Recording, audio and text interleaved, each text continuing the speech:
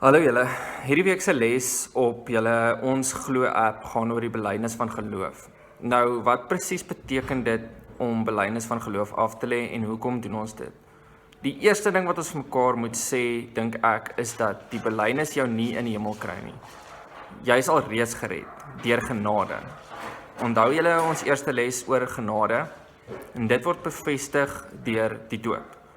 Nou bevestig jy net alles wat jy geleer het van God, Jesus en redding. Jy bevestig dat jy gered is deur genade alleen en dat Christus aan die kruis vir jou sondes gesterf het. Nou ja, as dit niks te doen het met die feit of jy hemel of hel toe gaan nie, hoekom doen ons dit dan?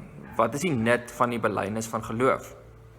Hoekom sê ons omtrent elke Sondag die apostoliese geloofsbelydenis of luister as die predikant dit aflees?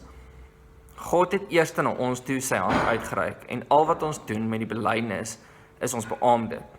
Ons stem saam oor wie God is, wie Jesus is en wat die kerk is.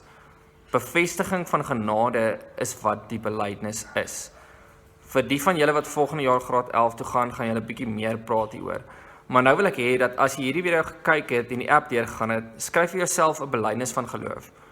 Presies waarin jy glo, wat is jou prentjie van die God wat jy dien en hoekom glo jy dit? Dit kan 'n volle blaai wees of net een sin, dit maak nie saak nie. En as jy tyd het, WhatsApp dit dan vir ons. Jy kan dit ook anoniem doen of jy kan jou naam bysit. Dit maak ook nie saak nie. En tot volgende keer.